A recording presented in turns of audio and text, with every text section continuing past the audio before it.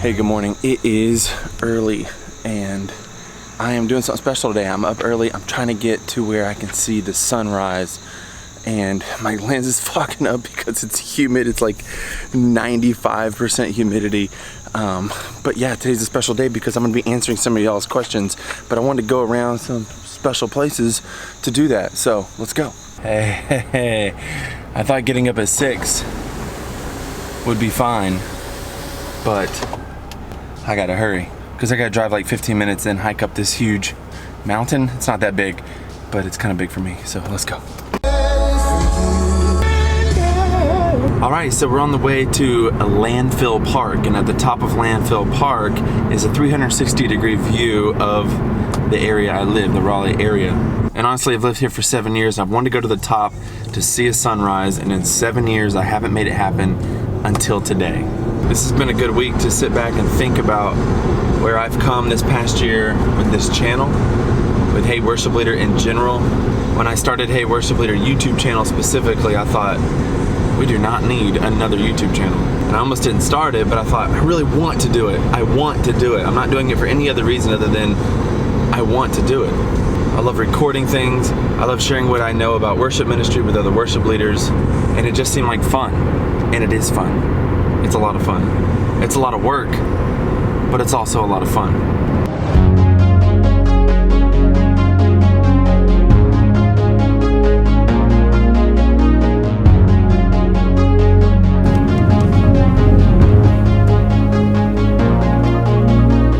Well, that definitely looks locked, like big time locked. Man, that was gonna be fun. Does it open to sunrise? I don't know. Let's see. Oh, open at 8 a.m. Man, it's foggy. Just so you guys know how humid it is out here. I can't even keep my lens from frogging up. Now I want to go to the top of that mountain. I want to go up there. This doesn't look that big. It's more of a hill. But I'm telling you, there's 360-degree views. I mean, I guess you're trespassing if you go too early. Rules and regulations, 636. Probably can't see that because my lens is fogging up. Hey film people, how do you keep your lens from fogging up? I haven't learned that yet. Keep your house not so cold maybe, and my car not so cold. But it's hot outside. Bummer. I can't even get in to walk anywhere. Oh well. Okay, well I do know of a school field I used to go at on Sunday mornings to look at the sunrise. It's not as good, but it'll do. All right, so I'm not going to the top of Landfill Park. It doesn't appear.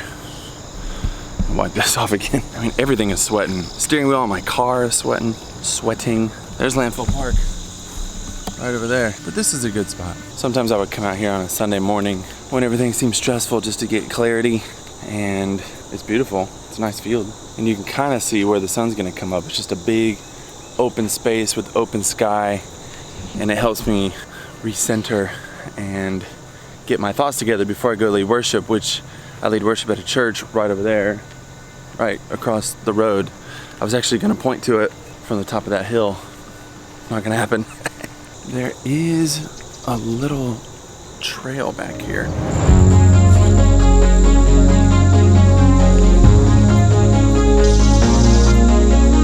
There is another entrance, and it's closed. So, plans change, but that's okay. So today we're gonna be answering some of your questions. It's been a year since I've been on YouTube. Actually, it's this week. I'm a little late. The date was actually August 23rd. And today it's like August 28th. Let's check Instagram. So I broke these down into different categories of the questions you guys asked. Hi Jimmy, just a simple thank you for your efforts and contributions to the faith. I'm an HX Stomp user and I love your pedalboard build. That initial singular interest has turned me into you. Onto you, probably.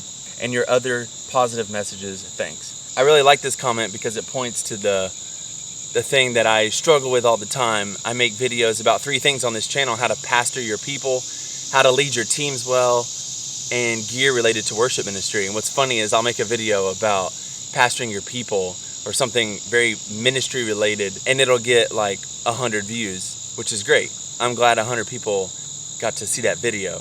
But then I'll make a video about a guitar pedal and it'll get thousands of views, which is also great because I love that stuff too. But it's funny to see how people are drawn to gear more than other things. But when someone finds me because they clicked on a gear video, but they're also turned on to the other things on the channel, that just blesses me. That's exciting.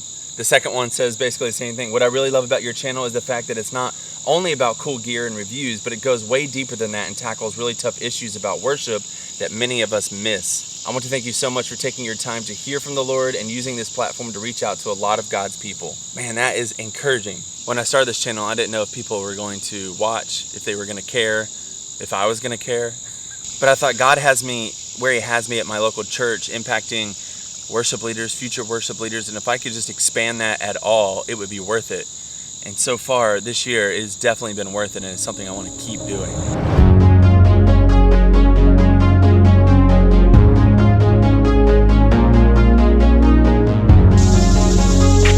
Ooh, webs. Hope you enjoyed that. Sunrises are beautiful, and it's bright out here. I'm gonna need my ND filter. All right, on to the next location to answer some more of your amazing questions. All right, let's go to the next place. Here's another one from @SwagTalksDesign. Woohoo, 1 year, and you're even wearing our t-shirt. Well, not today, but in the video I posted the other day. Love you, dude. Love supporting you and being supported by you. Yes, thank you. Swag Talks YouTube channel. If you're watching this and you haven't subscribed to their YouTube channel, definitely go check that out. They got some amazing content over there.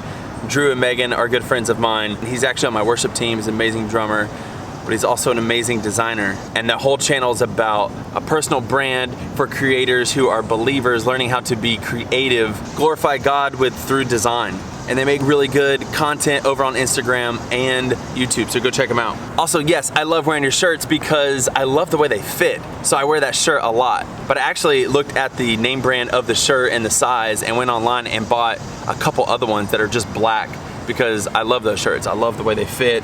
They fit me. You know, shirts are hard to fit me sometimes. I don't like when the neck is too big, which this shirt is just not very good with shirts. I have a unique body structure.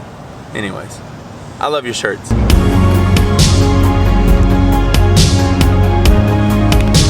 Now, like I said, you guys are very interested in gear, and we're definitely gonna get to some of those questions because, well, that's most questions I got was about gear. But I got some about YouTube and social media. @ZaneFX asked me this: what advice would you give yourself a year ago to anyone interested in developing a social media presence? Wow, that's a good question. So I'm sitting here at North Hills Mall area where I was a year ago filming my first video. But what's funny is the first video I posted was not the first video I recorded. I recorded several videos. One of them I fully edited and was ready to upload, but not really because it just wasn't me. It wasn't good. I was very uncomfortable in front of the camera. I still am very uncomfortable in front of the camera. I don't talk right. I stumble over my words. I repeat myself a lot. I get nervous when other people are around. There's actually some people walking behind me now and I feel nervous about it and I start talking quieter. So I just wait for them to leave. But the best advice I got was to be consistent and don't overthink things. And being consistent is very difficult, but I think doing those two things is the most important thing you can do. And when I say don't overthink things, that truly means to just be yourself. And it's hard to be yourself when you're talking to a camera because the camera is not something that people are used to talking to. Especially me. I'm not one that is good at like selfies and even doing Instagram stories. I just don't like pointing a camera at myself. It's just not natural. But I really wanted to start this YouTube channel because I knew I wanted to continue pouring into people like I was already doing in my local church, but being able to broaden who I impact through the gifts that God has given me is something that I'm passionate about, something that drives me, and it drives this YouTube channel, and that's why I keep doing it. That's why I keep going. But yeah, to answer the question, what would I tell myself? What advice would I give myself a year ago would be to be consistent, be myself, and don't overthink it. So another question from @ZaneFX. What are the first 3 steps you'd recommend to someone in setting themselves apart in a sea of content creators? Is it a unique vision or perspective, or do you start off with a bunch of different types of posts/videos to see what gets the most traction and then pursue those avenues? That's a good question too. Yeah, so for me, as far as like trying to stand out, all I could do is be myself. I already know the gifts that God's given me is in worship ministry. And that's the hardest part, and I've already talked about it a little bit in this video. I didn't want Hey Worship Leader to necessarily be a gear demo review channel where I'm always talking about gear, even though when I post that kind of stuff, that's the only thing that people seem to react to. So it's a unique struggle, a unique balance of putting out what you want to put out versus putting out what people actually care about. And I'm still thinking through that. So when thinking about standing out, if I was giving advice to someone else, I would just say find what you're really good at, what you're really passionate about, and create stuff, create content based around those things. So I found a place and there's people doing CrossFit or Pilates, and people just out staying fit, having fun. I need to do that more. So the next one, at the Graham Wilson, what is the best thing you've learned since starting this channel? Honestly, this is super practical. I've learned a lot more about camera gear, which is something I've always wanted to do, and I'm still learning. I filmed some shots this morning that I don't even know if I'll be able to use because the volume wasn't up. Some of my shots are blown out because I'm still not used to knowing how to deal with a camera. I just turn it on and shoot. But yeah, I love getting into filming different things and being creative with it, and I do little clips here and there where I try to get some good shots and just trying to hone my craft as a filmmaker and tell better stories, and that's what I want to get better at. So the best thing I've learned is that I need to learn more about how to be a good storyteller with a camera. I don't know if I read this one yet, but Sunday Creative on YouTube said, I just started my channel 3 weeks ago. What steps did you take to grow and get your channel out there? That's a good question, Sunday Creative. Thank you. And if you're watching this and you want to go subscribe to Sunday Creative, you should go look them up. To get my channel out there, I still struggle with that. Luckily, I had a goal of reaching 1,000 subscribers in a year, and I hit that, which is great. And I have some other goals coming up that I would like to hit. But as far as YouTube, I try to do the 3 things that I've learned about, which is tags, titles, and thumbnails, the 3 T's. I didn't make that up. I still don't always do the best at that, but if you can really take advantage of your tags, because YouTube is a search engine, it helps you get found easier. Obviously, your thumbnail has to look good or people aren't gonna click on it.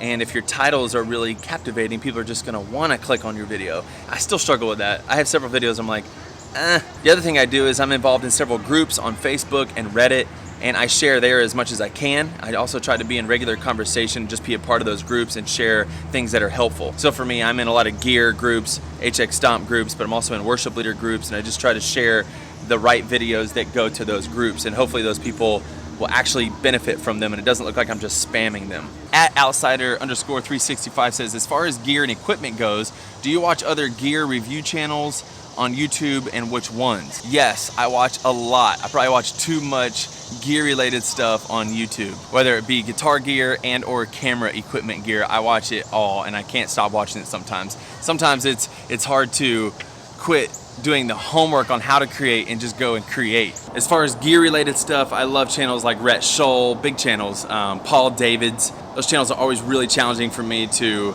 stretch myself. I love Rhett Scholl's style, his filming style. I've learned a lot from him. His stuff looks amazing. Same with Paul David's. Other channels I watch is a smaller channel called Edge of Breakup, but I just love his style. You can also follow him on Instagram. His stuff just looks amazing. Every time I see his stuff, I'm challenged to want to make my stuff look like that. But I'm subscribed to way too many channels. Guitar for His Glory, J Leonard J, JHS Pedals, Living Room Gear Demos. I like his style as well. As far as worship leader channels, I follow a lot of those as well. I follow Spencer's channel, Leading Worship Well, Chad and Davin's channel called Worship Leader Hangout. I'm subscribed to Church Front, Worship Tutorials, Practical Worship with Dave Dolphin. Dave, continuing to pray for you as you go through chemo. I'm so encouraged by your positivity through this whole thing. It's just crazy. Definitely the evidence of God's grace in your life. And then I watch a lot of like YouTube gear, camera stuff, YouTube growth. You gotta learn that stuff. If you're gonna be on YouTube, you gotta know that stuff. I follow a lot of Final Cut Pro. I finally got Final Cut Pro. I watched some of those tutorials on how to color grade and how to use plugins and stuff. I'm still just learning all that. I like Peter McKinnon, Cody Warner, Catherine Manning, Daniel Schiffer. He is awesome. I love his style. I've learned a lot. Hopefully I could mimic something that he does one day. There's another channel by Ted Forbes, which I used to follow Ted Forbes long ago. He had another YouTube channel just called Ted Forbes where he did ambient guitar playing, but now he's got a huge channel called The Art of Photography. I watch that from time to time. I love The Creative Life, Sarah Dietschy, just love that story. I found a channel not long ago called Tom's Odyssey, but he hasn't posted anything in over a month. That happens a lot of times. Talks about being consistent, which I think he just does once a month anyways, but sometimes I've subscribed to a channel because I love their content and then they never create anything more. And I'm always like, I wish they would keep going. And I'm also subscribed to the Weird History channel because they just did a series on timeline, going through the 80s, and that's when I was born. and I grew up in the 80s, and so that was fun. Okay, enough about that. All right, so it's almost 9 o'clock now. I'm hungry. I'm gonna go get some food. My wife's texting me, good morning, how's it going? Katie, it's going really well, kinda, I think so. I'm getting some footage. Some footage is better than no footage. And I've answered a lot of questions, but I got a lot more to answer, so we're gonna go to a different location. North Hills, it's been fun. Let's go. Let's go eat. Definitely gotta get some breakfast. Welcome to Dang Untitled Chapter. Yes, let's get a Cajun filet biscuit combo. Yeah. Side and drink. Bow rounds and a sweet tea. Going on a diet very soon, but not today. Today's Friday. Today's cheat day, cheat week, cheat month, cheat quarantine. Do y'all have Bojangles where you live, where you are?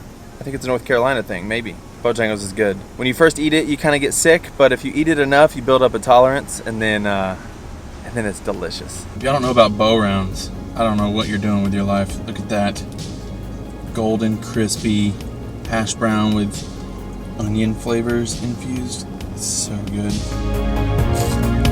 Yes. Double yes. A legendary sweet tea.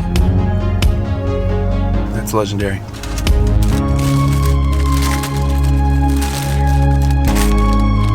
Cajun filet biscuit. Oh, look here. It's open. Definitely going to the top of this mountain. You guys are gonna laugh because it's not an actual mountain. It's just a hill.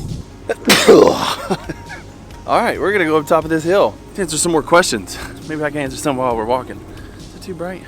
It's a heavy camera, the big heavy lens on it. We're gonna get to your gear questions very soon. How much time by at Cullen Pollard 83. 83, is that the year you were born? It's the year I was born. How much time do you spend practicing for Sunday worship?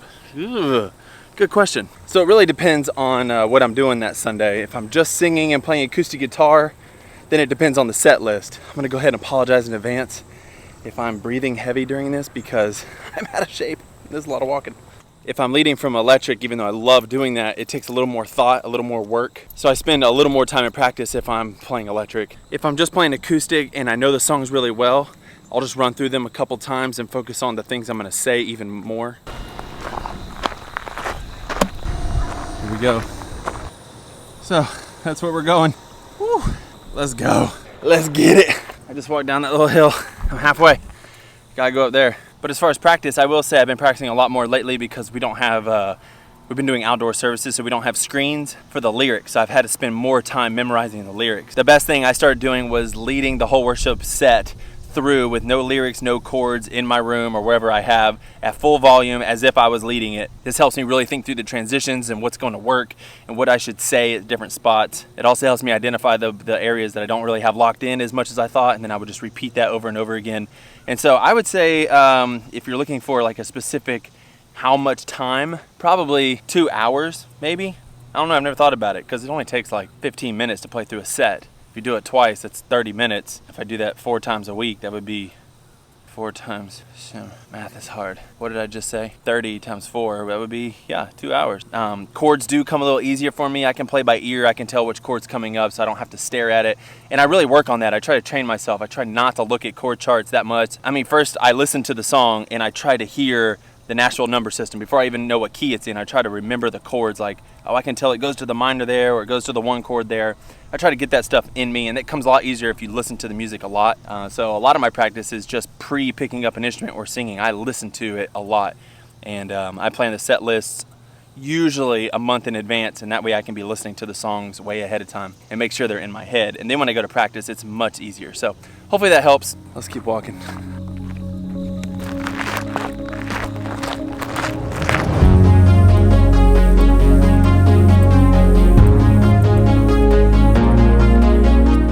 I made it to the top of the mountain. This is where I wanted to watch the sunrise, but, well, you already know that story. Whew, out of shape, yep. I also need a haircut, look at that. Katie's been good at cutting my hair on the sides, which we're due for another one, but yeah, the top hasn't been cut since February. All right, let me give you the panoramic view of what's going on here.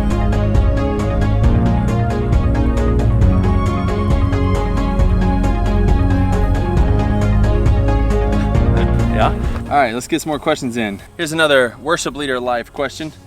Someone said, I'm in the process of learning how to be a worship leader. I mainly face one obstacle, I can't sing. Okay. What advice would you give to a worship leader who can't sing? Yeah, that's tough. I don't know who says you can't sing, if that's just you or you think you could sing better. Maybe people are like, hey, yeah, you can sing. Whatever it is, let's just assume you actually can't sing. You just sound bad when you sing. I would say, hey, you don't have to sing. There's ways to be a worship leader to facilitate worship at your church without being the one who has to sing every song. If you can't sing for whatever reason, I'm thinking of different reasons you might not be able to sing. Maybe you can't talk, or maybe your throat's messed up. Maybe you shouldn't sing. Maybe the doctor said you shouldn't. Either way, you could be an amazing band director. You can still get resources to your team. You can still lead your team well. You can still create services that pastor your people and be the one in charge of leading your people. You can still do that as a worship leader, even though you may not be the one singing. I can think of one worship leader friend I know in the area where he can actually sing, but he's not the one who usually sings. He does planning center, he's the band director, he runs all the behind the scenes stuff, gets the songs ready, but he's not the one who actually leads vocally on Sunday mornings. And so I would say, yes, you could still be a worship leader. There's definitely enough to do beyond just singing. But then I would also say, I don't know why you said you can't sing, but if that's something you want to do and you desire to do that, there's a lot of resources that can help you learn how to sing better. Because I think no matter how good you are, you will always have room to improve, room to grow. One YouTube channel, and I think there's a subscription. I just have seen the YouTube channel is The Worship Vocalist, I think is the YouTube channel. I think her name is like Charlemagne or Charlize, Char something, C-H-A-R something. Charmander? Brown is her last name. Anyways, I should look it up. Charmaine Brown. See that? Anyways, I've learned a lot from her. I've even shown some of our worship team some of her stuff. It's been super helpful. And so yeah, I would say don't give up on your dream to sing. If that's something you really want to do, it's definitely going to help you get a job as a worship leader if you can also sing. But I wouldn't say it would count you out. I would say try to sharpen your craft, but focus in on what you're really good at. And if that's leading teams and coming up with song arrangements and all that stuff, focus in on that, and you can definitely do that as a worship leader and still equip your team and shepherd your people. Gear questions. Reading through some of your gear questions.